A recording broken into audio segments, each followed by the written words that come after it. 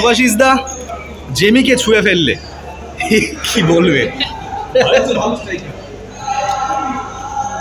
আমি বলবো টিম এফর্টে গোল পেয়েছি, কারণ প্রথমত আমরা সেট পিসে গোল করতে পেরেছি, তো তার জন্য হ্যাপি। আর অ্যাজ এ ডিফেন্ডার আমার মেন প্রায়োরিটি ক্লিন শিট রাখা থাকে, তো তারপরও আমি গোল করতে পেরেছি এবং 6খানা গোল করেছি এই সিজনে আপাতত। তো আমি হ্যাপি, আর মেনলি হ্যাপি যে টিম জিততে পেরেছে আমার গোলেতে।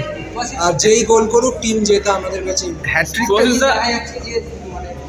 ভারতীয় ডিফেন্ডার যে উঠে গিয়ে গোল করছে, ছোট ছিল দেখেছি তোমার এক সময় এটা কি তুমি কোনো বিশ্বকাপ কাউকে দেখে অনুপ্রাণিত হয়, মানে ব্যাপারটা কি আরো প্রেরণায় আসছে?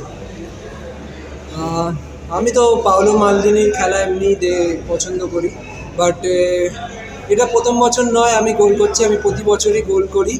তো এবছর অনেকগুলো গোল করেছি, বাট আমার টার্গেট থাকবে যে আরও ম্যাচেতে আমি টিমকে হেল্প করতে পারি অ্যাজ এ ক্লিন শিট নিয়ে এবং গোলে কন্ট্রিবিউট করে অ্যাসিস্ট ইয়া গোল। আচ্ছা, হ্যাট্রিক কি মিস হলো? আমার তো মনে হয়নি ম্যাচটা খেলে যে ইজিয়েস্ট ছিল, টাফ ছিল, ওরা প্রচুর কম্পিটিটিভ ছিল এবং ওরা অনেক আমাদেরকে প্রবলেমও অনেক জায়গায় ক্রিয়েট করেছিল, বাট অ্যাজ এ টিম আমরা অনেক বেটার খেলার ট্রাই করেছি এবং গোল আনতে পারার জন্য আমরা আরও মানে পরে গিয়ে অনেক ইজিলি খেলতে পারি। হ্যাট্রিক মিস হলো?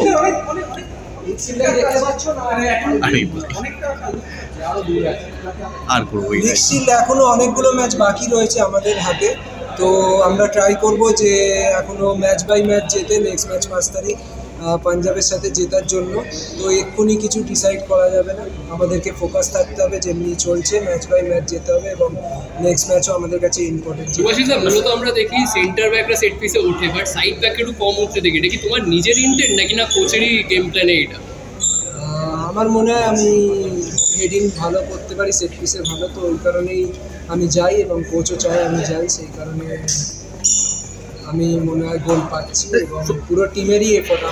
আমি গোল করছি, আমার ওই জায়গায় যে বল দেওয়া, তো সেটাও টিম এফোর্ট দিচ্ছে, সেই কারণে আমি গোল।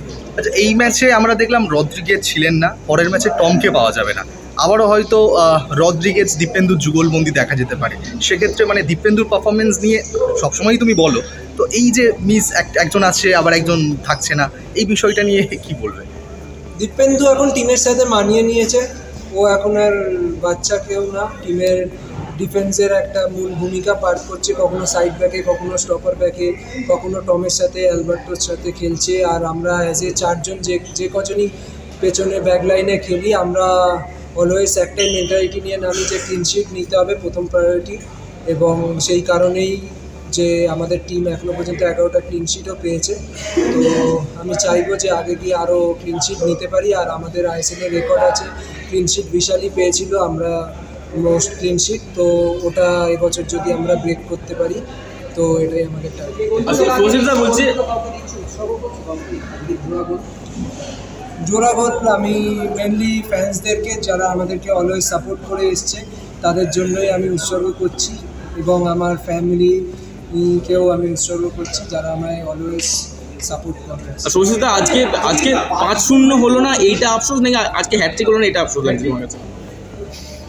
আজ টিম জিতেছে, এতে আমি খুশি।